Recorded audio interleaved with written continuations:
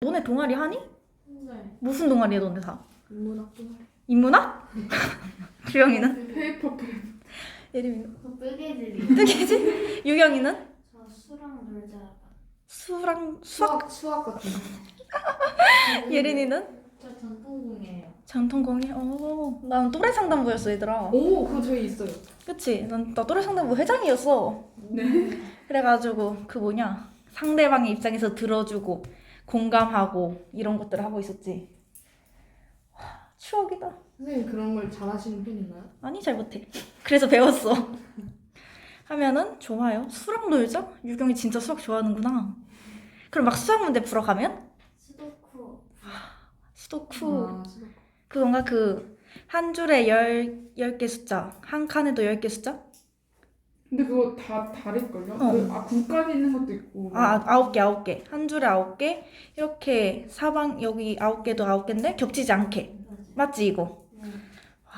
이거 오랜만이다. 자, 그래서 공감하여 대화를 나누는 방법에 유의하며 우리는 들판에서라는 희곡을 읽어볼 거예요. 해제를 보면 이 작품은 인물 간의 갈등과 화해의 과정이 잘 그려진 희곡이다. 여기서 인물들은 누가 있을까? 형하고 동생하고 형, 아우, 측량기사 이렇게 있겠죠? 그러니까 형과 아우의 갈등을 유발하는 존재가 측량기사예요. 상징적 의미를 지닌 인물과 소재로 우리나라의 분단 현실을 표현하고 있다. 여기선 형과 아우라고 했지만 사실상 남과 북이 갈라진 모습을 이강백 작가는 얘기하고 있어요. 형제의 관계 변화가 대화에 뚜렷하게 나타나 있어 인물의 태도와 심리 변화를 파악하며 공감하는 대화의 필요성과 방법을 학습하기에 적절한 제재이다. 갈래는 희곡이에요. 대본이고. 성격은 상징적, 교훈적, 우의적. 배경은 시간은 봄이고 공간은 들판이에요. 여기서 들판은 우리 국토를 얘기하는 거겠지? 당연히 형제 간의 갈등과 화해를 얘기하고 있고 겉으로 볼 때는 형제 간의 우애 회복이지만 얘네가 사실 의미하는 건 뭐다? 남부. 남북 분단의 현실과 극복 의지겠죠? 네. 특징은 예림이가 읽어볼까? 형제가 측량기사의 제작에 속아서 다투게 되지만 마침내 위기를 극복하고 다시 화해하는 과정을 통하여 남북의 분단 현실을 되돌아보게 한다. 말뚝과 밧줄, 벽, 전망대 등의 같은 소재를 사용하여 분단 현실을 상징적으로 표현하고 있다. 날씨의 변화와 사건의 전개 과정 사이에 밀접한 연관이 있다. 이 특징들을 생각하면서 읽어봅시다. 내용은 어렵지 않아요. 이거 약간 재밌더라고요. 약간 희곡의 구성 요소는 뭐뭐 있을까 얘들아? 알까 너네? 그 약간 처음에 나레이션을 해설이 있겠죠? 이거 앞에 있었던 것 같은데. 얘들 너네 희곡 잘 아니? 아니 솔직히 잘 몰라요. 10쪽 펴볼래 너네야? 10쪽이요? 응. 210쪽이요? 그냥 10쪽. 맨 앞부분에. 아. 10쪽 다 폈어요? 네. 다른 친구들도? 네. 쭉 피면 희곡에 대해서 정리해놓은 게 나와 있거든? 이거 한번 짚고 희곡 본문으로 들어갑시다. 희곡의 뜻은 뭐라고? 무대 공연을 위해 쓰인 연극의 대본. 그치, 무대 공연을 위해 쓰인 연극의 대본이겠죠? 그냥 희곡은 대본이에요, 말 그대로. 특성은 무대 상연을 전제로 한다.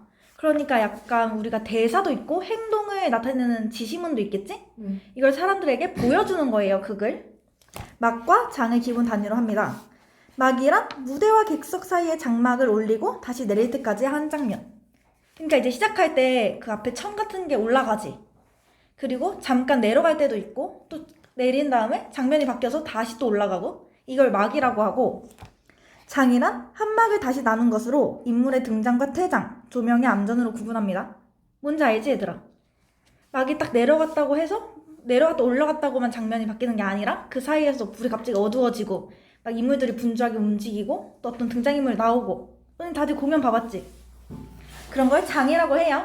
이해됐을까? 네. 시간과 공간, 등장인물의 수에 제약을 받는다. 당연하지 얘들아? 정해진 공간인 무대 위에서 보여주는 거니까. 등장인물의 대사와 행동을 통해 사건이 전개되고 갈등과 대립을 중심으로 이야기가 전개돼요. 모든 사건이 배우의 행동을 통해 관객의 눈앞에서 지금 일어나고 있는 현재형으로 표현됩니다. 너네 무슨 연극 봤니? 뮤지컬이라든지 그런 거. 최근에 학교에서 한 무슨 이상한 버디. 버디? 예림이는? 저 제목이 생각이 안 나요. 무슨 내용이었지? 그 무슨 사랑이었는데 뭐지? 그 무슨 어떤 사람이 막 되게 커플이 많이 생겼는데? 에? 막 갑자기 어떤 사람이 무슨 정비사였나? 장비를 좀 보고 막 그 뭐 닦고 있었는데 갑자기 갑자기 다른 커플은 떠나는 사람 붙잡아가지고 커플 되고 막 어떤 커플은 막 되게 시장이었나? 시장이랑 뭐 어떤 사람도 커플 좀. 근데 제목이 기억이 안 나? 나요. 재밌을 것 같은데. 유경이는? 저도 학교에서 보여준 게 맞지. 뭐였지? 너네 뭐 봤다고? 버디. 버디? 그냥 무슨 내용이야? 그냥 좀 약간 친구 없는 애가 유령을 보게 되고 자신감을 얻게 돼서 유령이 안 보이는데 그 놀렸던 애가 갑자기 유령을 보게 되고 너는 괜찮아질 거야. 너의 옆에 있는 친구가 있으니까 막 고백하고. 나도 무슨 기독교 찬송 근데 연극할 줄 알았는데. 했는데 거기에서 주인공이 응. 눈치 없게 들어와서 너도 버디가 마지막? 난 마지막 하는 게 뭐였지? 그건가? 영웅? 너네 영웅 봤어? 그 있잖아, 그 안중근 의사 나오는 거. 누가 죄인인가? 아니 보지 마. 그거 재밌었는데 나는 그게 마지막이었어. 아무튼 진짜 완전 재미없었고 버디? 전개가 물론 그분들은 이거 대본 쓰려고 고생 많이 하셨겠지만 목소리가 안 들렸어요. 일단. 안 들렸어? 마이크 그건 좀 음질이 안 문제인데. 좋았는지 뭐가 잘못된 건지 어쨌든 목소리 대사가 제대로 안 들렸고 내용이 일단 전개가 되게 뜬금없이 막 이렇게 하는 것도 있고 전개가 잘 안 이어졌어요. 그래가지고 그것도 되게 별로였고 그리고 그 부분에서 약간 댄스 동아리라는 그 그러니까 주로 돌아가는 동아리가 있는데 그 뮤지컬의 소재가 거의 댄스 동아리 중심으로 하거든요. 그 댄스 동아리에서 뭐 춤추는 그런 장면이 또 뮤지컬이니까 나오고 할 거 아니에요. 그치? 이 영화에 배우들이 막 하는데 노래도 다 계속 똑같은 걸로 하고 막 한 4번 정도 춤추는 그 무대가 있었는데 4번 다 막 거의 비슷한 노래로 하고 춤 그것도 다 동작이 다 비슷하고 약간 이래가지고 약간 불만이 좀 많았어요. 별로여가지고. 학교에서 보여준 거야? 네. 그건 그럴만하다. 아무튼 그런 게 다 희곡, 그런 연극들을 위해서 쓰여진 대본을 우리는 희곡이라고 합니다. 알지? 네. 희곡의 내용적 요소는 뭐뭐 있었지? 소설이랑 똑같아. 세 가지. 발단 전개? 내용을 이루는 거. 세 가지 뭘까? 처음 중간 끝? 노노노 그 내용을 이루는 거. 인물 사건. 맞아. 인물, 사건, 배경이에요. 이거는 너는 다 외워주면 좋아. 왜냐면 계속해서 나와, 인물, 사건, 배경은. 인물. 희곡의 말 그대로 인물, 사건, 배경이야 얘들아. 다 알지? 하고 형식적 요소에는 세 가지가 나와. 이거는 이제 또 희곡이 극이라는 특성을 위해서 있는 게 형식적 요소지? 첫 번째는 해설. 희곡의 첫머리에 필요한 무대 장치, 인물, 배경 등을 설명함. 이제 시작할 때 날이 어두워지고 어떻게 한다. 주인공인 누구는 뭘 위해서 준비하고 있다. 라고 해설을 하고 갑자기 불이 켜지고 극이 시작되죠? 이런 걸 해설이라고 해요. 대사는 등장인물끼리 주고받는 말이지. 네.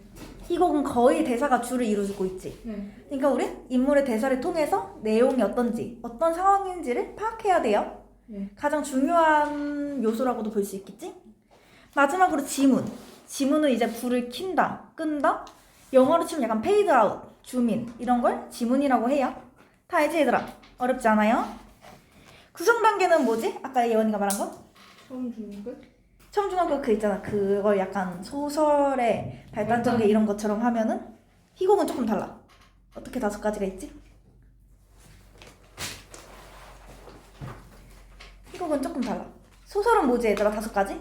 발단 전개 위기 절정 끝. 결말. 결말. 이렇게 소설도 당연히 인물의 갈등이 그 주된 이유니까 발단, 전개, 위기, 절정, 결말 이렇게 5가지로 나누죠. 희곡도 똑같아. 구조는 똑같은데 부르는 명칭이 조금 달라요. 시작이 발단, 전개, 절정, 하강, 대단원이에요. 여기는 이제 이렇게라고 볼 수 있겠지? 발단, 전개, 절정. 이제 또 이제 위기가 마무리되고 극이 마무리를 짓고 대단원에서 극을 마무리한다 라고 볼 수 있겠죠? 이해됐을까? 이렇게 희곡의 특성도 이제 좀 이해됐니? 그럼 너네 이제 십중 옆에 확인 문제 한번 풀어보자.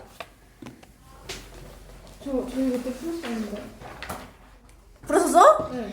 어머, 인스타 풀었어. 내가 공부를 잘 시켜놨구만. 그래, 잘했어. 그럼 그냥 바로 들어가자.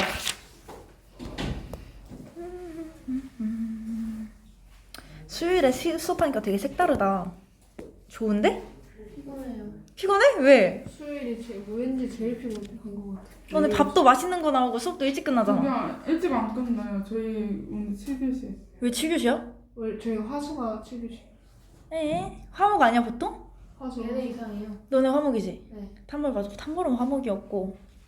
그럼 6교시 하는 날 없어? 있죠. 언제? 화수 빼고. 아 전부? 아 그러네. 크네. 괜찮아. 나 너네 고등학교 가면 맨날 7교시야.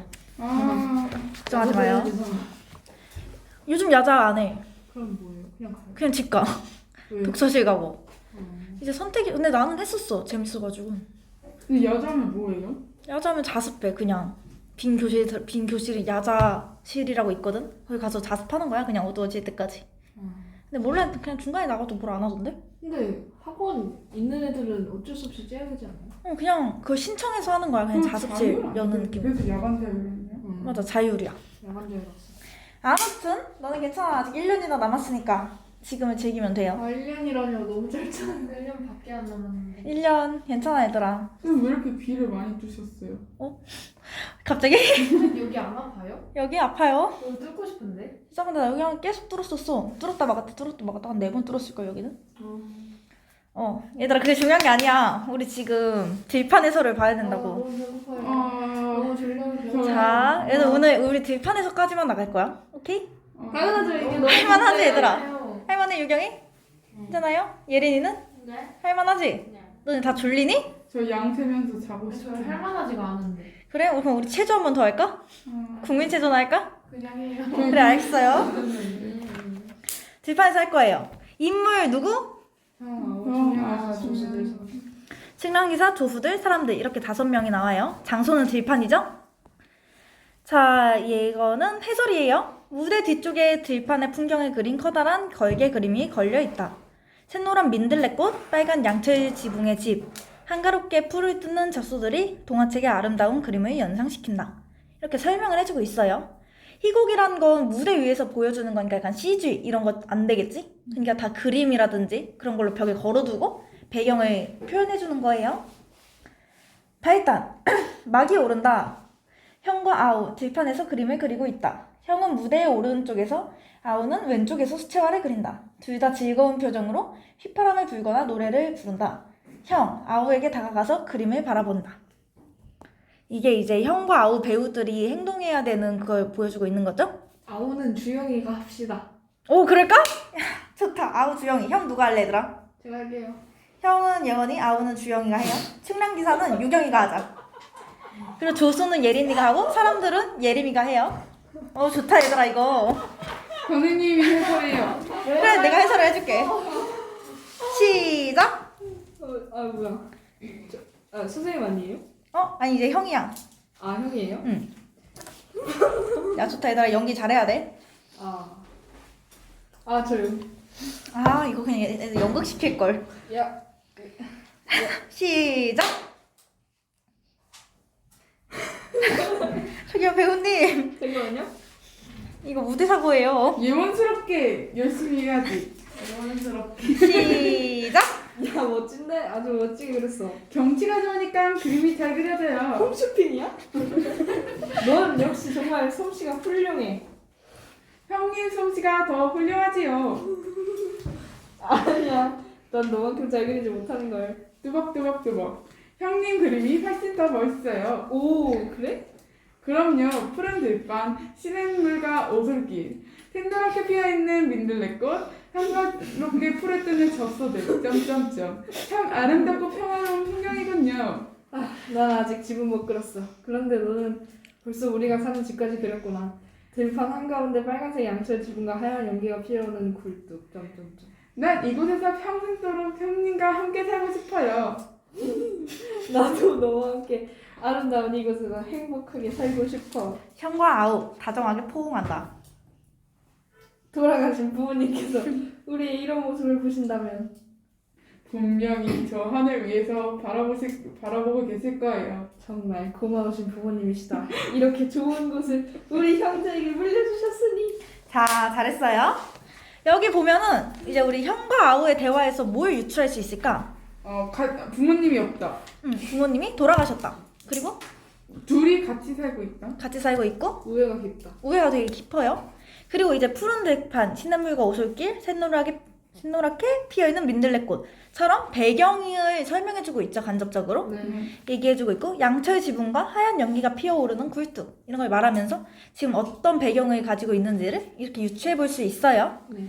형과 아우는 지금 굉장히 사이가 좋은 편이지. 네. 우애가 굉장히 좋아요. 어머님 아버지가 돌아가셨고 이 들판에서 빨간 양철 지붕 집에서 살면서 이해됐을까? 옆에 문제 풀어보자. 1번 이 글에 대한 설명으로 적절하지 않는 것은 이 글이란 희곡이에요. 몇 번이니 얘들아 다들? 5번?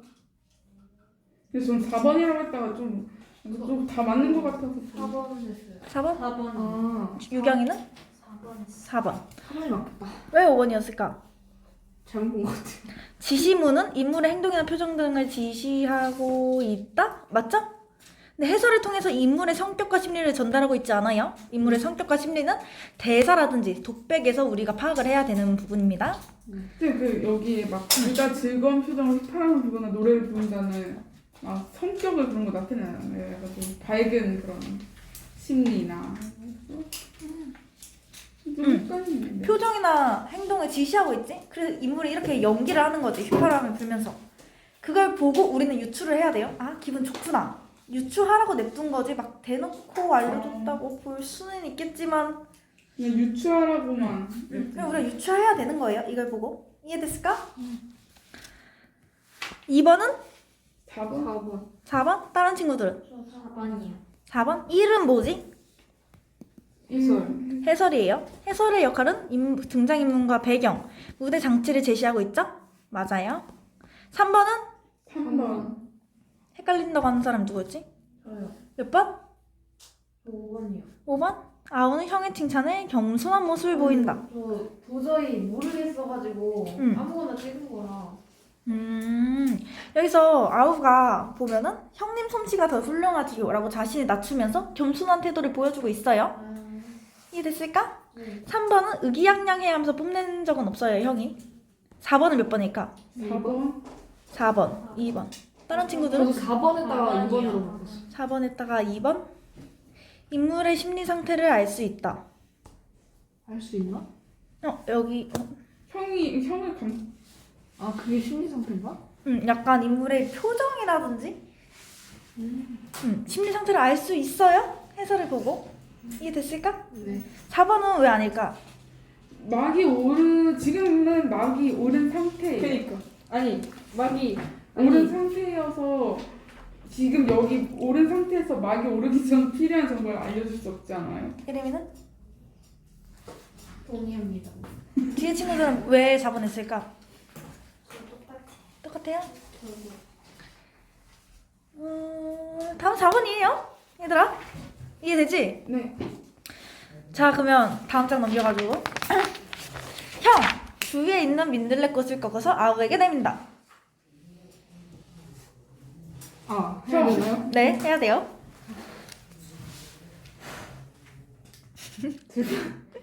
오글거려. 들판에 피어있는 이 민들레꽃에 걸고서 맹세하자. 우리 형제는 언제나 사이좋게 지내기로. 점점. 그래요. 꺾어. 이 민들레꽃이 우리 맹세의 증표예요. 형과 아우 흐뭇한 표정으로 민들레꽃을 주고받은 뒤 각자의 그림 앞으로 되돌아간다.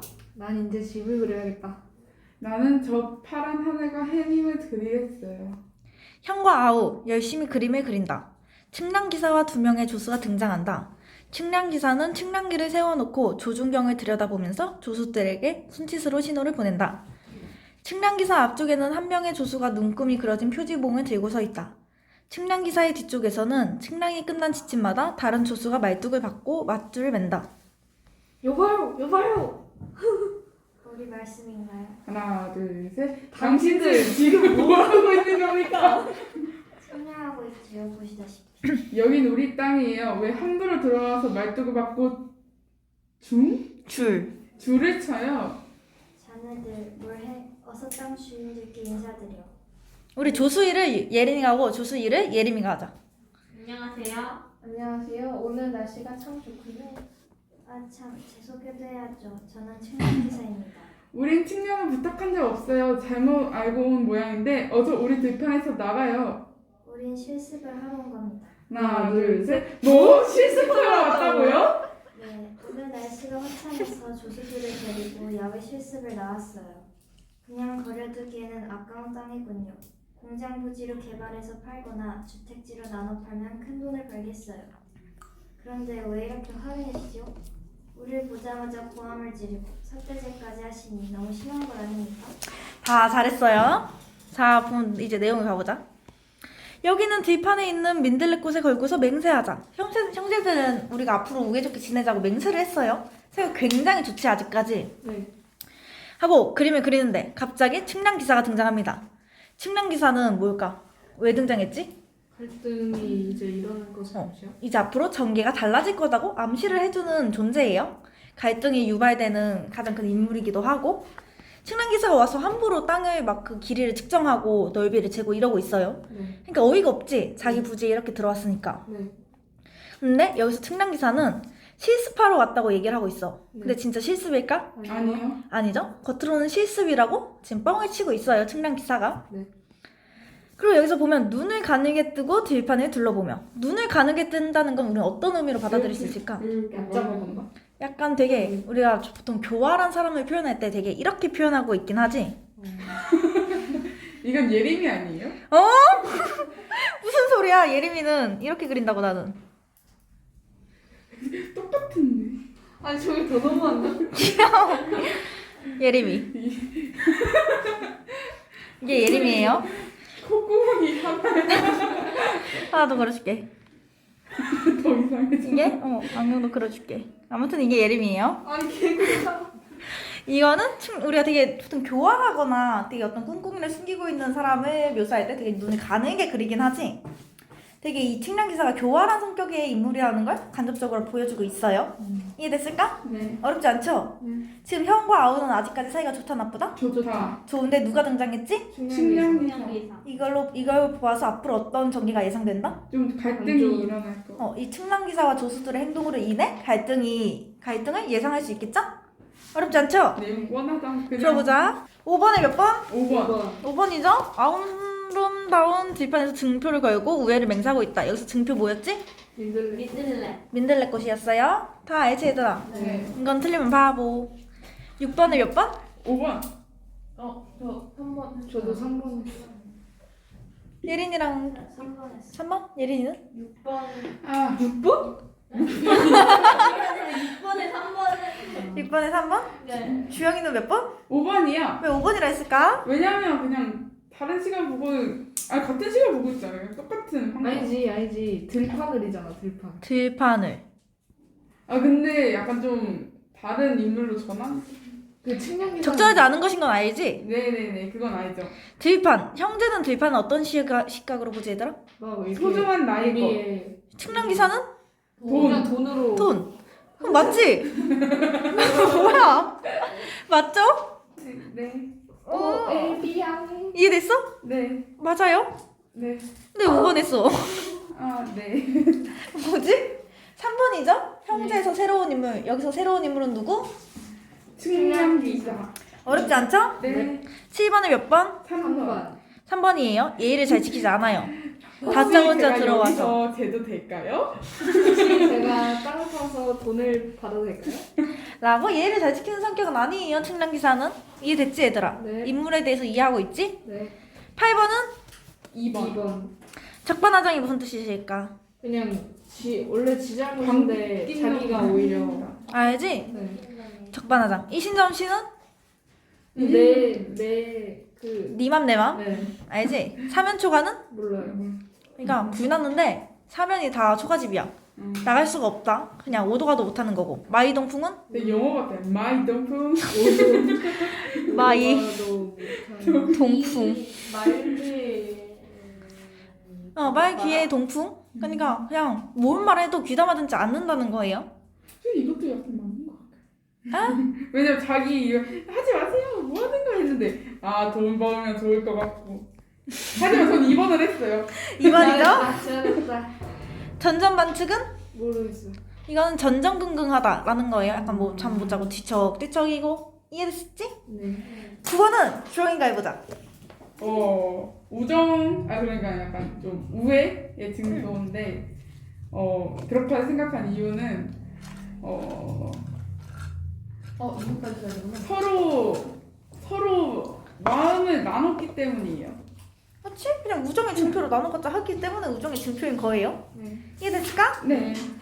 이거를 그러면 근데 이걸 글로 쓰기엔 좀 애매해요. 약간 자 여기까지만 하고 시작. 자 시작. 우리가 너무 심했나? 글쎄요.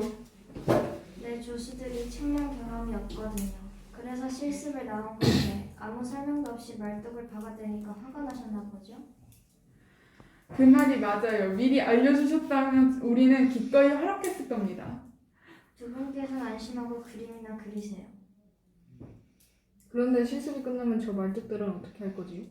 걱정 마세요. 우리가 다시 뽑아갈 테니까. 줄은요? 물론 줄도 거두어 가야지요. 자, 그 표지봉을 저 앞에다 세워. 그리고 뒤따라서 말뚝을 박고 밧줄을 쳐. 측량기사와 조수들 작업을 진행하면서 퇴장한다. 형과 아우 사이를 나누어 놓은 이 직선의 밧줄이 허리 높이만큼 메어져 있다. 형과 아우는 그림을 그리면서도 신경이 쓰이는지 발뚝과 밧줄을 힐끗힐끗 바라본다.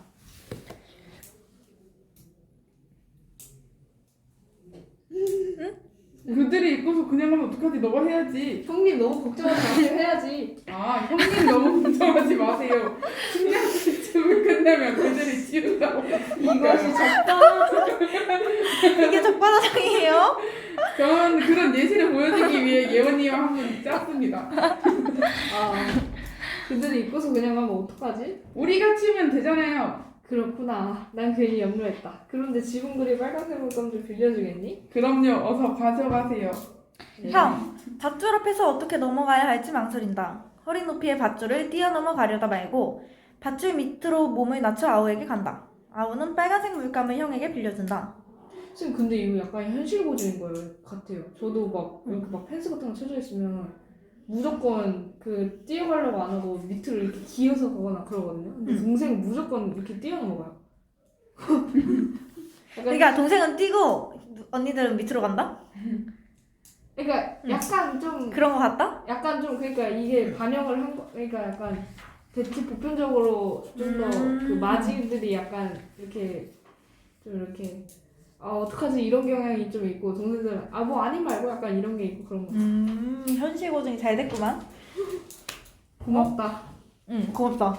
부족한 게 있거든 언제든지 건너오세요. 아이고 너도 건너와. 나한테 있는 거라면 뭐든 빌려줄 테니 저는 하늘색이 부족해요. 이쪽으로 와서 가져가. 아우 밧줄을 껑충 튀어서 넘어간다. 형은 아우에게 하늘색 물감을 빌려준다. 이해됐니 얘들아? 네. 해가지고 측정기사가 아까 애들한테 그냥 측정하러 왔다고 했지? 네. 근데 그 말을 아우랑 형은 고지고대로 믿고 그냥 뭐 측정하세요 얘기를 해주고 있어요. 그리고 이제 아우가 있고 형이 있으면 여기 이렇게 밧줄이 있는데 여기를 형은 이렇게 넘어가고 아우는 이렇게 뛰어가고 있는 상황이죠? 아직까지 밧줄은 쳐졌지만 갈등은 아직 시작되지 않았어 얘들아. 네. 그냥 이제 서로 그림을 그리고 다시 건너가면 된다 라고 얘기를 하고 있죠. 그래서 형은 어떤 성격일까? 소심적인. 좀 소심하지. 밧줄 밑으로 넘어가는 것도 그렇고 어떡하지 그들이 잊으면 어떡하지 하고 있는데 아우는 그냥 신경 쓰지 않고 뭐 하면 되죠 라고 대범한 성격을 보여주고 있어요. 이해됐을까? 네. 일단 쉬고 문제 풀까 아니면 문제 풀고 쉴까? 시고 문제 풀죠. 문제 풀고 쉬어요. 시고 문제 문제 풀죠. 풀고 쉬어. 시간. 까먹잖아. 문제 풀고 시작. 문제 풀고 시작. 문제 풀고 쉽시다. 10번에 몇 번? 2번. 다른 친구들은? 2번? 네. 2번이죠. 인물의 성격을 제시하려면 대사와 행동을 통해서 드러내고 우린 이걸 보고 인물의 성격을 유추할 수 있어요. 11번은? 5번. 다른 친구들은? 5번? 4번? 4번 보자. 측량기사와 조수들은 형제의 들판에 바짓줄과 말뚝을 설치하고 있다. 이게 왜 틀릴까? 예린이가 왜 틀렸다 생각했을까? 이거 퇴장한다고 해서 이게 틀린 건가 하고 뭐라고? 여기에서 퇴장하고 작업을 진행하면서 퇴장한 거죠? 측량기사가 위에 5번 문당 맨 끝에 보면은 표지봉을 저 앞쪽에다가 세우고 말뚝을 받고 밧줄을 치라고 명령을 했지. 그럼 작업을 하고 있다는 얘기겠지? 이해됐을까? 네. 그 다음 6번을 보면은 측량기사와 조수들 작업을 진행하면서 퇴장한다. 말뚝을 받고 밧줄을 설치하는 걸 보여주면서 퇴장을 하고 있는 부분이에요. 이해됐을까? 네. 5번 맞죠? 전혀 의식하지 않았고 형은 밑으로 넘어갔고 아우는 위로 넘어가면서 밧줄을 어떻게 넘어야 되지? 생각을 하고 있었어요. 이해됐을까? 12번은 1번이지? 형과 아우의 성격은 아까 설명해줬어요. 형은 약간 소심한 느낌이고 아우는 좀 대범해요. 13번은 유경이가 해볼까? 형과 아우 사이가 멀어질 건가요?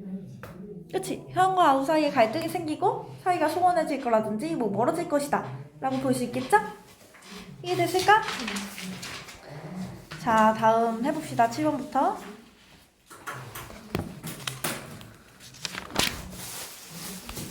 불편하구나. 넘어다니기가. 하지만 재미는 있는데요. 재밌다고? 네, 이거 보세요. 껑충껑충 뛰어서 넘어다니는 게 재밌군요. 옛날 생각이 난다. 우리가 어렸을 때 줄넘기 놀이를 했었지. 가위바위보를 해서 이긴 사람은 줄을 넘어갈 수 있었지만 진 사람은 넘어가지 못하는 놀이였어. 형님, 나 방금 그 놀이가 생각났어요. 우리 어렸을 때처럼 재밌게 해볼까? 좋아요. 가위바위보. 형과 아우 밧줄을 사이에 두고 가위바위보를 한다. 아우가 이긴다. 그는 형 쪽으로 껑충 뛰어 넘어가서 뽐내며 의기양양하게 다니다가 자기 쪽으로 되돌아온다. 아우는 3번이나 형을 이기고 똑같은 행동을 되풀이한다. 그만하자. 그만해. 왜요? 너는 나보다 늦게 낸다. 내가 가위를 내면 넌 기다렸다가 가위를 넣고 내가 보내내면 너 그거 본 다음에 가위를 내놓잖아. 아니요. 난 형님과 동시에 했어요. 난 그림이나 그려야겠다. 다시는 너가 놀이 안 해. 형님, 나한테 지덤이나 심통이 났군요? 너는 날 속이고 이겼어.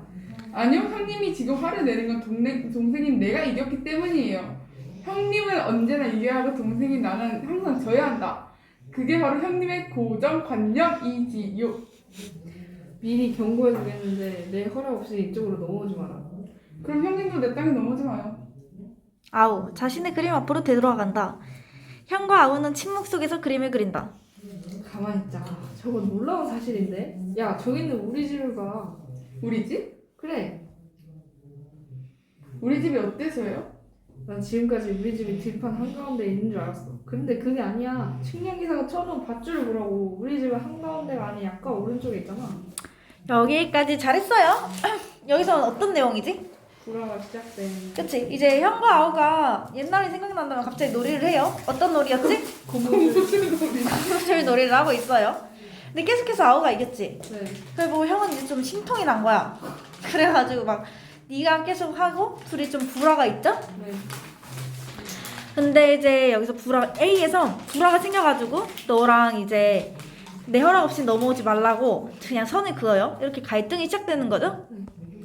여기서 형과 아우는 침묵 속에서 그림을 그린다. 너네 동생이나 누나 형이랑 싸우면은 막 말하니? 그치? 그 얘기를 하고 있는 거예요. 둘이 싸워서 지금 말을 안 하고 있다가 형이 무언가를 발견했어. 뭘 발견했지? 우리 집이 들판 한가운데가 아니라 약간 오른쪽에 있다. 그치? 집이 약간 오른쪽에 치우쳐 있다는 걸 형이 발견하고 아우한테 알려줘요. 이해됐을까요? 여기 내용? 옆에 문제 풀어봅시다. 자, 보자. 14번에 몇 번? 5번. 몇 번? 2번 2번? 예림이는? 쫄하자 5번이요. 적절하지 않은 것. 아우는 형에 대한 불만을 드러낸다. 냈죠? 아우가 이제 심통이 났군요 얘기하고 막 형이 지금 화를 내는 건 동생이 내가 이겼기 때문이고 막 형님의 고정관념이에요 라고 불만을 토로하고 있죠? 형의 성격에 대해서 이게 아우가 형한테 불만을 토로하는 장면이에요. 이해됐을까? 네. 5번이겠죠? 유익하다는 깨달은 게 아니라 삐진 거죠, 형이 지금? 응. 아유, 찌질한 놈. 왜 저래? 15번은 몇 번? 2번. 다른 친구들은? 2번이야. 이번. 2번이죠? 안전하게 보호하는 소재가 아니라 형과 아우의 갈등의 시작이에요. 16번은? 5번. 5번. 2번. 유영이는? 5번. 혜림이는? 5번이죠? 여기 A. 형과 아우는 상대방의 감정을 이해하지 못하고 서로에게 상처 주는 말을 하고 있군. 되게 둘이 싸우자고 말을 하고 있는 거지? 이 사람들은 지금 공감하며 대화하기가 전혀 안 되고 있어요. 만약 공감하며 대화하기를 하려면 어떻게 해야 됐을까? 형이 그 말을 안 하면 되지 않았을까요? 애초에 형이 그 말 안 하면 됐고, 만약에 아우가 형한테 공감하며 대화하기를 시도하려고 했다면 역지사지로? 형은 내가 막 형의 말을 들어줘 그랬나요? 얘기를 하고 그랬구나요. 그랬군요 하고 얘기를 해줬겠죠? 둘은 지금 공감하며 대화하기가 전혀 안 되고 있는 상황이고, 그래서 지금 싸움으로 번지고 있어요. 이거 공감하기가 아니라 그냥 형이 일방적으로 잘못한 거 같으니까. 그러니까 형이 지금 왜 저러는 거야? 선생님 저 근데 아. 1번이랑 헷갈렸거든요. 16번에 근데 솔직히 따지고 보면 1번도 맞지 않아요? 1번 형은 원하는 말을 돌려서 말하고 있고, 형은 뭘 원하지? 저달라. 아니에요. 전화가 아니에요? 내가 이기게 해달라. 그거 아니에요? 아우는 직접적으로 원하는 바가, 아우는 원하는 바가 근데 뭐지? 이거는 약간 해석에 따라 다를 것 같은데, 예림이처럼 원하는 말 돌려서 말한 걸 수도 있고, 아오는 약간 직접적으로 말하는 것 같지만 원하는 말 돌려서 말하는 건 맞지 않아요? 왜냐면 누가 봐도 가위가위 했는데 늦게 했다고 억지를 부리면서 자기를 져달라고 찡찡대고 있는 거니까. 이게 되게 어떤 상황에서 불만을 가지고 있는 거랑 원하는 게 있는 거랑은 또 달라요. 물론 원하는 게 있어서 불만을 가질 수는 있는데, 불만을 가지고 있다고 해서 꼭 원하는 게 있는 건 아니야, 얘들아. 이해됐니? 네. 형은 지금 자기가 진 거에 대해서 불만을 갖고 있는 거지, 뭐 꼭 자기가 무조건 이겨야 된다, 이런 성격은 가지고 있지 않아요? 이해됐을까? 이해됐어요? 응. 그니까 1번 선지는 맞지 않겠죠? 17번은 예림이가 해볼까? 저요? 네. 집이 들판 한 군데가 아니라 오른쪽으로 살짝 치우쳐져 있다. 그렇죠? 그냥 집이 오른쪽으로 치우쳐져 있다는 걸 얘기해주고 있어요. 자, 다음 장 해보자. 그렇군요. 우리 집에 오른쪽이 있는데요. 오른쪽은 왼쪽이랑 형님 쪽에 있다고 우리 집을 형님이 독차지하려는 건 아니겠죠? 너는 내 허락 없이 내 집에 들어오면 안 돼. 형님 저거 우리 집이에요. 우리가 다 같이 사는 집이라고요. 네가 있는 곳 그쪽도 우리가 다 함께 사는 땅이었어. 근데 너는 나를 다음으로 넘어가지 못하겠잖아. 아니 그거 오해예요, 형님. 얼마든지 이쪽으로 넘어오세요. 지금은 넘어오라고? 네, 형님. 내 뭐 때문에 그쪽으로 가야지? 난 집이나 가자 그래야겠다. 좋아요, 형님은 집을 가지세요. 그렇다면 저는 젖소를 가지겠어요. 젖소들을 가져갔다고? 저기 들판을 보세요. 젖소들은 지금 왼쪽에, 그러니까 내 쪽에 있어요. 어떻게 모두 네 쪽에 있지? 내 쪽에 풀이 탐스러워 젖소들이 몰려왔겠죠. 난 젖소들을 길러서 재산을 모을 겁니다. 그래서 형님 집보다 더 큰 집을 짓겠어요. 집을 크게 짓든 작게 짓든 네 맘대로 하렴. 하지만 가축들은 자유롭게 놔도 네 땅의 풀을 다 뜯어먹으면 다시 내 땅으로 넘어올 거다. 측량기사와 조수들 등장한다. 어떻습니까, 오시려고? 양쪽으로 정확하게 나눠놓은 측량 솜씨에 놀라셨을 겁니다. 자네들 참 잘했어. 아주 능숙한 솜씨야. 맞습니다. 신문에 들어서 사실은 이런 일을 여러 번 했거든요. 그냥은 다음 땅을 빼앗았죠. 아주 경영한 방법으로. 쉿, 입 조심해. 네, 알겠습니다. 측량을 끝냈으니 다음엔 무슨 일을 할까요? 그걸 왜 나한테 묻죠? 자, 보면은 이제 아우랑 형이, 여기가 형이 있고 아우가 있지. 네. 여기 밧줄과 말뚝으로. 어머, 괜찮니? 물 마시고 올까? 물이 있구나, 눈앞에. 괜찮아? 네. 괜찮아? 물 마셔, 물. 사라지렸구만. 킨덕주 생각났어. 야 진짜 무리수 두지 마. 물 마셔요만은 가사가 있거든요. 뭐야? 미친놈이야.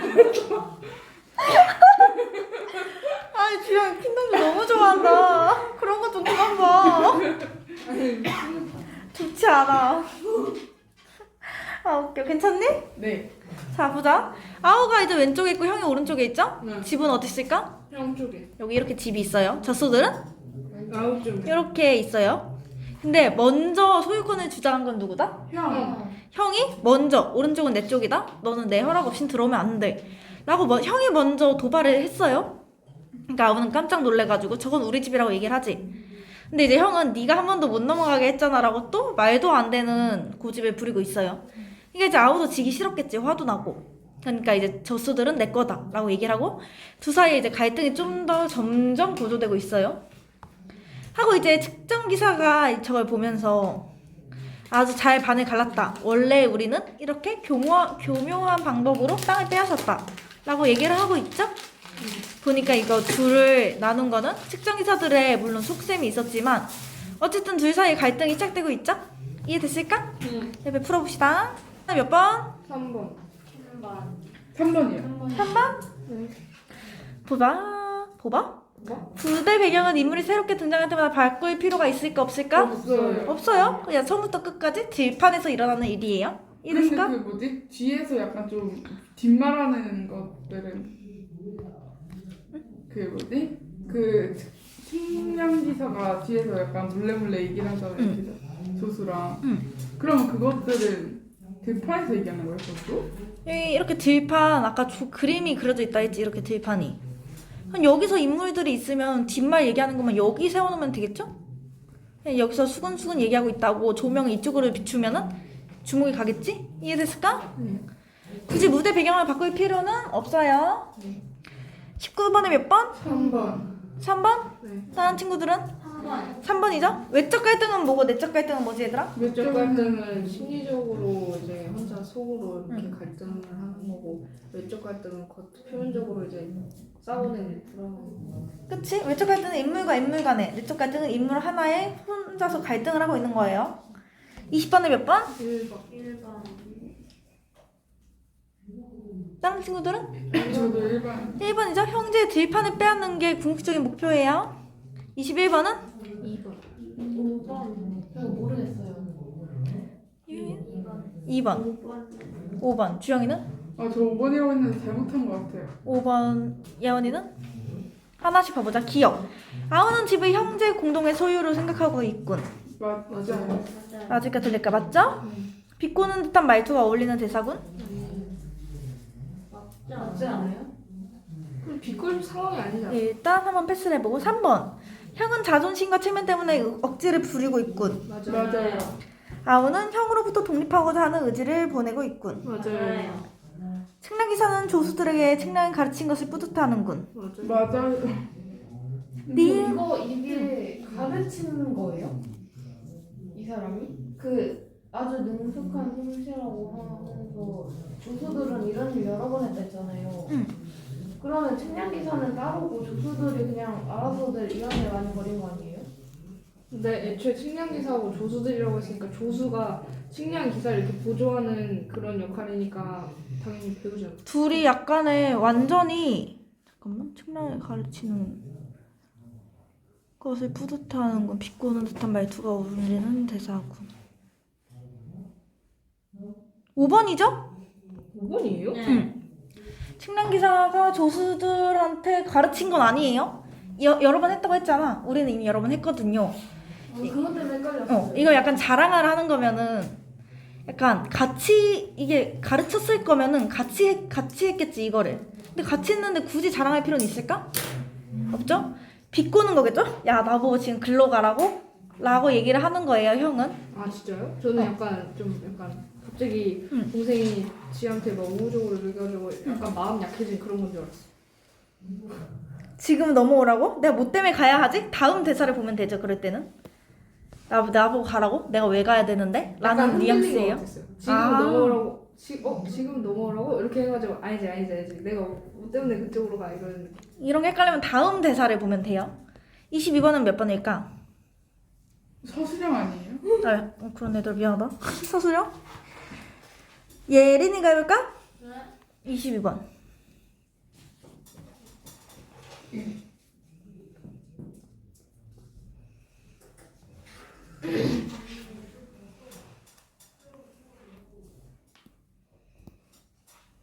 집이 자기 소유라고?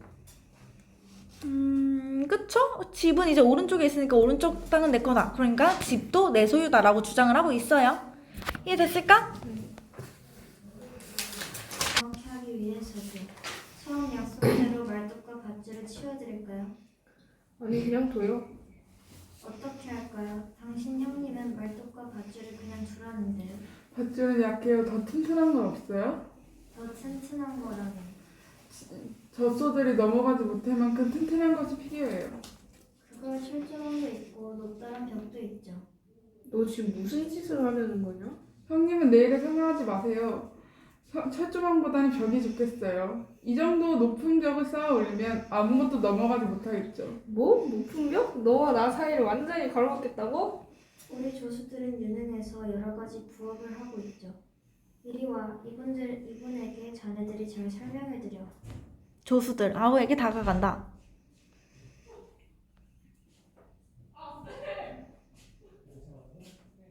조수원? 이런 들판에는 조립식 벽이 좋습니다. 설치하는 시간도 얼마 안 걸리고 비용도 저렴합니다. 그럼요, 벽돌로 쌓는 것 못지않게 튼튼하고. 품질은 우리가 보장해드립니다.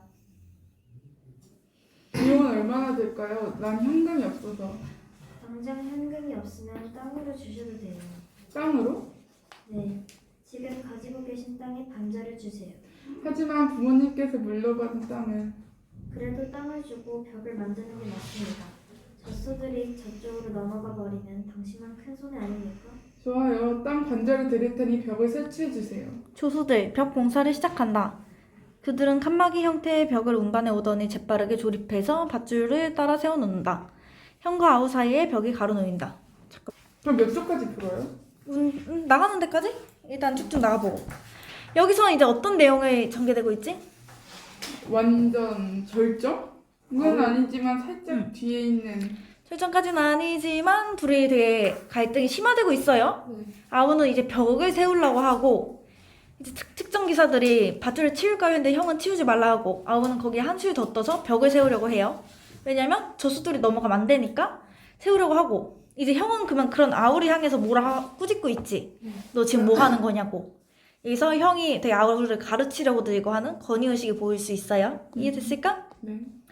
하고 근데 얘네 이제 벽을 조립식 벽을 세워주는 대신에 땅 반을 달라고 하잖아. 얘네 속셈이 보이지? 이제 들판을 빼앗으려는 속셈이 보이죠? 이게 측량기사들의 원래 목적이었다라는 걸 생각해 보면 됩니다. 어렵지 않지 얘들아? 하나 여기는 무슨 말이 들어가야 될까? 지금 가지고 계신 땅의 반절을 주세요. 망설이는 태도.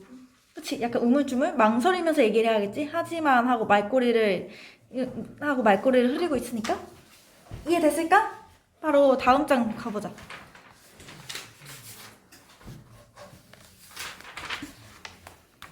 맙소사 이런 벽이 생기다니. 형님 때문이야. 집도 가지겠다, 젖소들도 가지겠다는 형님의 그런 욕심만 아니었어도 난 정말 벽 같은 거 만들지 않았을 거야. 믿어주지 않아. 동생이 이럴 수가. 하지만 형님과 완전히 갈라져 살 생각을 하니 마음이 괴로운데 그래, 벽은 잘못된 거야. 내가 너무 심했어. 동생 탓만은 아니야. 내 잘못도 있어. 내가 잠시 기분이 상해서 동생에게 집에 들어오지 말라고 했던 건 잘못이었어. 그런 나를 동생은 얼마나 원망했을까. 형님에게 잘못했다고 빌어야겠어. 동생도 미안하다고 말해야겠어. 형과 아우 벽으로 다가간다. 그러나 그들은 잠시 망설인다. 그렇지만 형님이 날 용서하지 않는다면 난 어떻게 되는 거지? 미안하다고 말해도 소용없다면? 나 혼자 독립해서 사는 것도 나쁘진 않을 텐데 좀 더 생각해 봐야겠어. 그래도 체면이 있지. 내가 먼저 말할 수는 없어. 그림을 그리면서 생각해 보자. 동생이 먼저 말할 때까지 기다리는 게 낫겠군. 형과 아우 각자의 그림을 그리던 곳으로 돌아가 그림을 그린다. 맑았던 하늘이 흐려지고 바람이 세게 불어온다. 바람이 거칠게 불어오는군. 하늘이 점점 흐려지고 있어.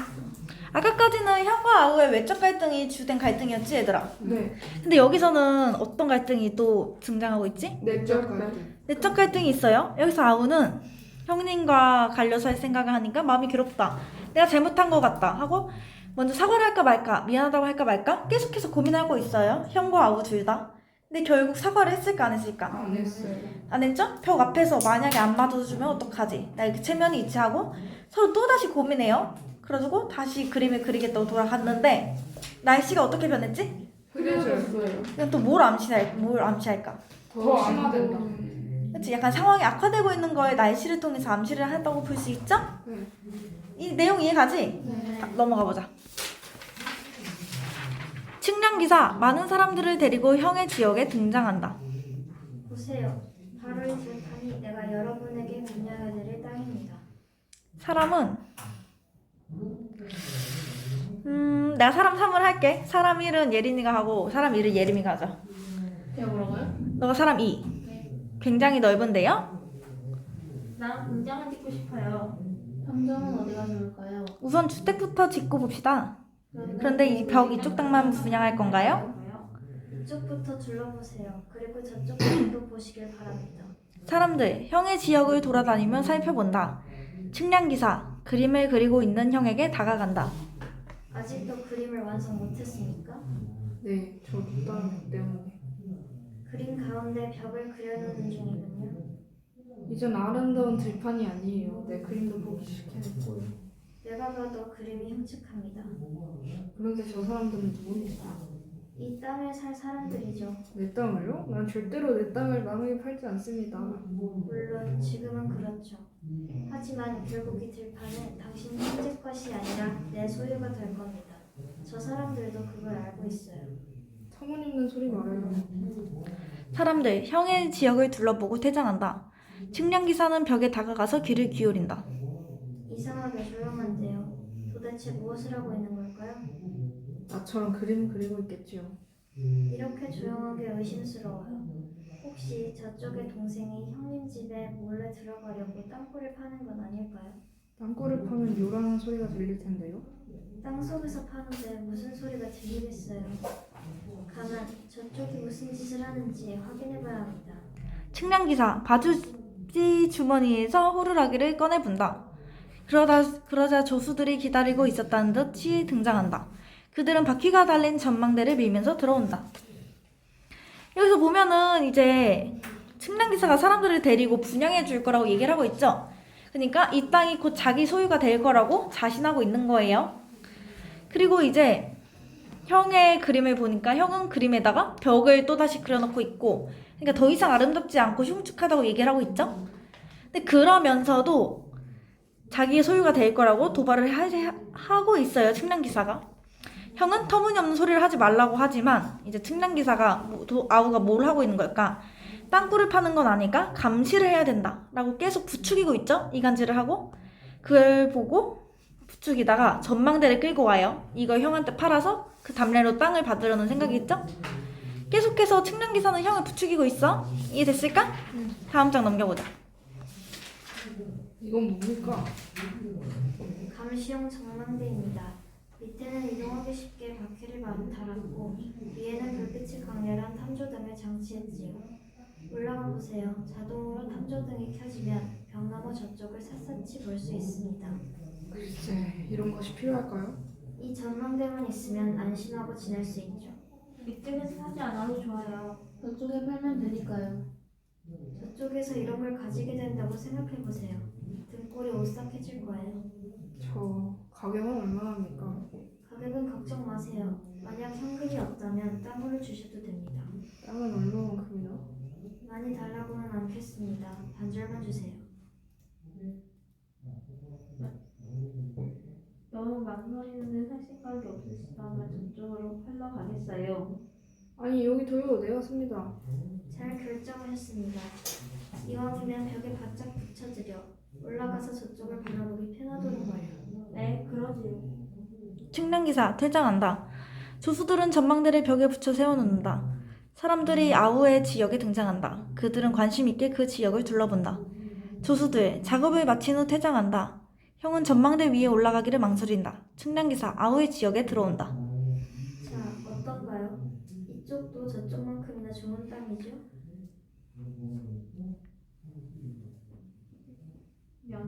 양쪽 다 땅은 좋은데 저 가로막은 벽이 눈에 거슬려요. 그래요. 저 벽 때문에 누가 집을 짓겠어요? 헛걸음만 했어요. 돌아들 갑시다. 여러분은 저 벽이 얼마나 훌륭한 관광 명소인지 모르시는군요. 관광 명소라뇨? 여러분이 이곳에 호텔을 세우면 큰 돈을 벌 겁니다. 이처럼 아름다운 들판에서 벽을 쌓아놓고 싸우는 어리석은 형제의 싸움을 보려고 수많은 관광객이 몰려올 테니까요. 설마 그럴 리가. 아니요, 틀림없이 몰려옵니다. 싸움이 더욱더 치열해지면서 저 벽은 온 세상에 널리 알려질 것입니다. 여러분, 지금 분양할 때 사두세요. 저 벽이 유명해진 다음엔 땅값이 몇 배나 될 건 당연하지 않습니까? 여기서 보면은 이제 측량기사가 형한테 전망대를 팔고 있죠. 그리고 전망대 값으로 아우한테처럼 똑같이 땅 반절을 받아왔어요. 그러면서 자꾸 형이 망설이니까 이거 그냥 아우한테 팔아야겠다 하고 형이 빨리 구매하도록 부추기고 있죠. 이렇게 하고 측량기사는 이번엔 다시 아우 땅으로 넘어갔어요. 갔는데 이제 벽이 있으니까 사람들은 다 사는 걸 망설이고 있지. 이런 땅을 사서 뭐하냐. 근데 여기다 대고 측량기사는 벽을 사이에 두고 싸우는 형제의 모습이 관광 명소가 될 거다 라고 얘기를 해주고 있어요. 이건 상징적 의미고 그 안에 있는 내용은 뭘까? 남한과 북한. 남한과 북한이 뭐 38선을 두고 싸우고 있는 모습을 다른 나라에서 구경하러 올 것이다 라는 느낌으로 볼 수 있겠죠? 이해됐을까? 어렵지 않죠? 듣고 보니 그렇군요. 분양 신청은 어디에 해야지요? 우리 측량 사무소에 가서 하세요. 선착순 접수니까 일찍 가시는 분이 유리합니다. 그리고 분양 측량은 우리에게 맡겨두시기 바랍니다. 우리가 따로따로 정확하게 나눠놓을 테니. 그럼 어서 서둘러요. 늦게 신청하면 받아주지 않습니다. 사람들, 측량기사의 말이 끝나자마자 서로 앞을 다투며 달려나간다. 측량기사는 아우에게 다가간다. 안녕하십니까? 그런데 울적한 표정이군요. 그림이 보기 흉해요. 그림이 왜요? 저 벽 때문에 흉측하게 됐어요. 그건 저쪽에 신보사 나온 형님 탓입니다. 아니요, 내 탓이지요. 당신은 잘못한 거 없어요. 어쨌든 이렇게 나눠진 이상 나도 독립해서 살아야겠어요. 잘 생각했습니다. 하지만 당신 형님은 당신을 그냥 두지 않을 거예요. 그게 무슨 뜻이죠? 이제 곧 알게 됩니다. 저쪽에 신보 나쁜 형이 당신 땅으로 넘어올 테니까요. 형님이? 당신을 쫓아내고 젖소들을 차지할 욕심이지요. 측량기사 호구루라기를 꺼내분다. 조수들이 검은색 가죽 가방을 들고 나온다. 그들은 가방에서 분해 상태의 장총을 꺼내 조립한다. 이게 뭔지 알아요? 총인데요? 아주 성능이 좋은 총이지요. 당신은 이 총으로 벽을 지켜야 합니다. 벽을 지켜요? 지금은 외상으로 드릴 테니 대금은 나중에 땅을 주세요. 여기 총알이 있어요. 당신의 안전을 위해서 아낌없이 쏘세요. 여기 보면은 예원아 일어나. 그래서 이제 사람들한테 측량기사가 땅을 팔고 있지. 근데 이제 또 약간 소비 심리라는 게 얼마 안 남았다. 선착순이다 하면 사람들이 앞다투어 사는 건 알지 얘들아. 네. 그걸 부추기면서 땅을 빨리 분양하려는 모습을 보여주고 있어요. 그리고 이제 아우는 그림이 보기 흉하다고 우울을 하고 있는데 측량기사는 거기다 대고 저쪽에 형님 탓이다. 이게 다 형 때문이다라고 계속해서 이간질을 하고 있죠. 아우는 이렇게 된 거 그냥 독립을 해야겠다라고 갈등을 고조되고 있어요. 점점 아예 반반 나눠질 위기지 지금. 근데 이제 여기까지만 해도 오케이인데 더 부추기지 이제 측량기사가 아우를. 왜냐면 땅을 더 뺏어야 되니까. 이제는 총까지 팔면서 당신의 안전을 지켜야 된다 라고 총까지 권유를 하고 있어요. 그러니까 형이 넘어오면 쏴야 된다라고. 이제 측량기사가 되게 좀 잔인한 모습을 보여주고 있지. 이해됐을까? 해서 아우는 이제 총까지 손에 얻은 상태야. 아니 근데 좀 아니 근데 좀 오버인 것 같은데 무슨 땅 하나 가지려고 총까지 실탄까지 지으려고. 그치? 약간 이제 좀 더 되게 오버스러운 모습을 보여주면서 갈등을 더 부각시키고 있어요. 넘겨볼까? 측량기사와 조수들 웃으며 퇴장한다. 벽의 오른쪽에서 형이 전망대 위로 올라간다. 단조등이 커지면서 강렬한 불빛이 벽 너머를 비춘다. 아우야 누구예요? 나다 나. 형님? 그래 내가 안 보여? 왜 그런 불빛으로 나를 비추지요? 네가 뭘 하는지 잘 보려고. 나는 그 불빛 때문에 형님이 안 보여요. 그럼 내가 그쪽으로 넘어갈까? 아니요, 넘어지 말아요. 내 눈을 안 보이게 하려고 하고 넘어온다니 무슨 흉계지요? 난 아무 행계도 없어. 넘어간다. 넘어오면 씁니다. 이건 진짜 총이에요. 형, 요란한 총소리에 놀라 전망대에서 황급히 내려온다. 그는 두려움에 질린 모습이 되어 움츠리고 앉는다. 측량기사, 가죽 가방을 든 두 명의 조수와 함께 등장한다. 저쪽 동생이 미쳤군요. 형님에게 총질을 하다니. 완전히 미쳤어요. 무서워요. 이젠 동생이 아니라 적이라고 생각하는 게 좋겠어요. 철저히 무장하고 자신을 지켜야지 가만히 있다간 죽게 됩니다. 여보아, 이분에게 총을 드려. 네. 조수들, 가죽 가방을 열고 장총에 분에 품을 꺼낸다. 그들은 재빠르게 조립해서 형의 손에 쥐어준다. 손이 떨려도 총을 잡지 못하는데요. 꼭 쥐어드리고 방아쇠 당기는 법을 가르쳐드리라고. 잘 보세요. 총 쏘는 건 간단해요. 조수 2, 형이 쥐고 있는 장총에 방아쇠를 당긴다. 요란한 총소리가 울려 퍼진다. 벽 너머의 아우, 그 소리에 놀라 몸을 움츠리더니 형을 향해 위협 사격을 한다. 놀란 형 역시 반사적으로 총을 쏘아댄다. 하늘에서 번개가 치고 천둥 소리가 울린다. 보면은 이제 형이 여기 전망대 위로 올라갔지? 근데 너는 이제 또 순간적으로 강한 불빛이 오면 앞이 안 보이지? 이렇게 딱 불빛을 쐬니까 아우는 앞이 안 보여가지고 되게 위협적이라고 느꼈고, 아우는 이제 총을 들고 있고 형한테 총을 겨누고 발사를 했어요. 넘어오지 말라고, 넘어오면 쏜다고. 여기 형이 놀라서 내려가니까 여기 측량기사와 조수들은 형한테도 총을 팔지.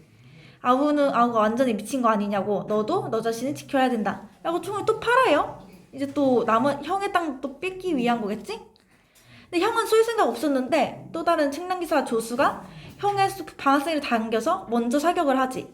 이걸 보고 아우는 걷다 대고 자기도 위협 사격을 하고 있고 그냥 계속 둘이 총질하고 있는 상황이에요. 이해됐을까? 하고 그래, 조수들부터 해보자. 다시. 아주 잘하는데요? 양쪽 다 정말 잘해. 그런데 멀쩡하던 내씨가 왜 이 모양이지? 번개가 치고 천둥이 올라오잖아. 이런 빗방울이 떨어지는데? 비를 피했다 다시 오면 어떨까요? 그래, 그게 좋겠어. 빨리 청구서를 써야겠군. 전망대는 워낙 가격이 비싸서. 여기에 총값을 추가하고. 총알 값도 받아야지요. 물론이지. 총알도 공짜로는 줄 수 없고. 청구서입니다. 보시면 아시겠지만 아주 싸게 드린 거예요. 전망대는 땅의 반절로 계산하였고 총값은 그 나머지 반절의 반절로 계산했어요. 뭐라고요? 당신 땅은 이제 얼마 남지 않았습니다. 저쪽 저쪽 청구서는 저희가 전달하죠. 저쪽에서 받아낼 것도 굉장히 많고. 어서 갖다 줘. 금방 비가 쏟아지겠어. 조수들 청구서를 받아들고 퇴장한다. 당신, 비가 온다고 해서 집에 가면 안 돼요. 이 벽 앞에서 언제나 총을 들고 지켜야지. 조금이라도 방심했다가는 적이 넘어옵니다. 자, 그럼 잘 지키고 있어요. 보면은 처음에는 이제 고무줄 넘는 놀이로 시작했던 싸움이 계속해서 진행돼가지고 결국 얘네는 땅이 조금밖에 안 갖고 있지? 다 넘긴 거예요. 그리고 이제 측량기사도 철저하게 계산해서 땅값을 다 받아냈고, 이렇게 이제 측량기사의 되게 계산적인 모습, 교묘하고 교활한 추영아 일어나 모습을 보여주고 있죠? 이해됐을까? 하면서도 비가 온다고 집에 가면 안 된다, 벽 앞에서 총을 들고 지켜야지 라고 갈등을 지속시키고 있어요. 날씨가 어떻게 변했을까? 이 희곡에서 천둥 치고 처음엔 어땠지? 맑았어요. 맑았는데 점점 바람이 세게 불고 어두워지다가 비가 오기 시작했고, 지금은 아예 천둥까지 치고 있는 상황이에요. 점점 상황이 악화된다는 걸 볼 수 있겠지? 다음 장까지만 하고 오늘은 끝내자. 측량기사 퇴장한다. 번개가 치고 천둥이 울리면서 비가 쏟아진다. 형과 아우 비를 맞으며 벽을 지킨다. 긴장한 모습으로 경계하면서 벽 앞으로 오고 간다. 그러나 차츰차츰 걸음이 늘어지더니 벽을 사이에 두고 멈추어 선다. 어쩌다가 이런 꼴이 낸 걸까? 아름답던 글씨는 거의 다 빼앗기고 나 혼자 벽 앞에 있어. 내가 왜 이렇게 됐지? 비를 맞으며 벽을 지키고 있다니. 저 요란한 천둥 소리, 부모님께서 날 쫓아낸 거야. 눈물이 눈물처럼 느껴져. 형과 아우 탄식하면서 나누어진 들판을 바라본다. 아, 이 들판의 풍경은 내 마음속의 풍경이야. 온전한 내 마음이 벽을 만들었고 의심 많은 내 마음이 전망대를 만들었어. 측량 기사는 내 마음속을 훤히 알고 있었지. 내가 들고 있는 이 총마저도 그렇잖아. 동생에 대한 내 마음의 불안함을 알고 그는 마치 나 자신의 분신처럼 내가 바라는 것만을 가져줬던 거야. 난 이 들판을 나눠가지고 행복할 줄 알았어. 형님과 공동 소유가 아닌 반절이나마 내 땅을 가져가길 바랬지. 그래서 측량 기사가 하자는 대로 했던 거야. 하지만 나에게 남은 건 벽과 총뿐. 그는 나를 철저히 이용만 했어. 처음엔 실습이라고 했지. 그러나 실습이 아니었어. 그런데 지금은 동생을 죽이고 싶어. 벽 너머에서 마구 총까지 쏘아대는 동생이 미워서. 하지만 동생을 죽인다고 내 마음이 편해질까? 아니야, 더 괴로울 거야. 차라리 내가 죽는 게 낫겠어. 이젠 늦었어. 너무 늦은 거야. 벽이 생겼던 바로 그때 내가 형님께 잘못했다고 말해야 했어. 하지만 이제 형님은 내 말이면 믿지 않을 테고 나 역시 형님 말을 믿지 못해. 이래선 안 돼. 안 돼 하면서도 어쩔 수가 없어. 들판에는 아직도 민들레 꽃이 피어있군. 우리가 언제나 다정히 지내기로 맹세했더니. 형님과 내가 믿을 수 있는 건 무엇일까? 그것이라 단 하나라도 남아있다면 좋을 텐데. 그렇구나. 민들레 꽃이 남아있어. 이 꽃을 보니까 그 시절이 그립다. 형님과 함께 행복하게 지냈던 시절이 그리워. 보니까 되게 갈등이 아주 최고조에 이르렀지? 형은 자살하려고 하고 있고. 근데 보면은 이제 동생은 처음부터 독립욕구가 좀 강했어. 그러니까 계속해서 자기 땅에 갔고 형님과 떨어져 있으면 행복할 거라 생각했는데 그게 아니었고, 형과 아우 둘 다 측량기사의 속내를 알아차렸죠? 그리고 이제 형은 더 이상 동생을 증오하는 자기 자신이 싫어서 아예 죽어야겠다 마음을 가지고, 아우는 이제 너무 늦었다고 되게 절망하고 있고. 근데 이 둘이 갑자기 뭘 발견하지? 민들레 꽃. 민들레. 민들레 꽃을 발견했지. 민들레 꽃은 뭐였지 우리? 형제와의 우애. 우애. 우애의 매개체였죠? 이걸 발전했으면 갈등이 해결되는 모습을 보여주겠지? 한 장 나왔다. 이거까지만 하자. 경나무 저쪽에도 민들레 꽃은 피어있겠지. 형님 보고 싶어. 동생 얼굴이 보고 싶구나. 형과 아우, 그들 사이를 가로막은 벽을 안타까운 표정으로 바라본다. 비가 그치면서 구름 사이로 한 줄기 햇빛이 비친다. 하지만 내 마음을 어떻게 저 방향으로 전하지? 아, 비가 그치고 산들바람이 부는군. 저 벽을 자유롭게 넘어갈 수만 있다면. 가만 있어봐. 민들레 꽃은 씨름해주면 어떻게 되지? 바람을 타고 멀리 날아가잖아. 햇빛이 비치니까 샛노란 민들레 꽃이 더 예쁘게 보여. 이 꽃을 꺾어서 벽 너머로 던져주어야지. 동생이 이 민들레 꽃을 보면 진짜 내 마음을 알아줄 거야. 형님에게 이 꽃을 드리겠어. 벽 너머에 형님이 이 꽃을 받으면 동생이 나를 생각하겠지. 형과 아우, 민들레 꽃이 여러 송이 꺾는다. 그들은 벽으로 다가가서 민들레 꽃을 서로 던져준다. 형은 아우가 던져준 꽃들을 쥐어들고 반색하고, 아우는 형이 던진 꽃들을 주워들고 기뻐한다. 서로 벽을 두드리며 외친다. 형님, 내 말 들려요? 들린다 들려. 너도 내 말 들리냐? 들려요. 우리 벽을 허물기로 하자. 네, 그래요. 우리 빨리 벽을 허물어요. 무대 조명 서서히 꺼진다. 다만 무대 뒤쪽에 들판 풍경을 그린 걸개 그림만이 환하게 밝다. 막이 내린다.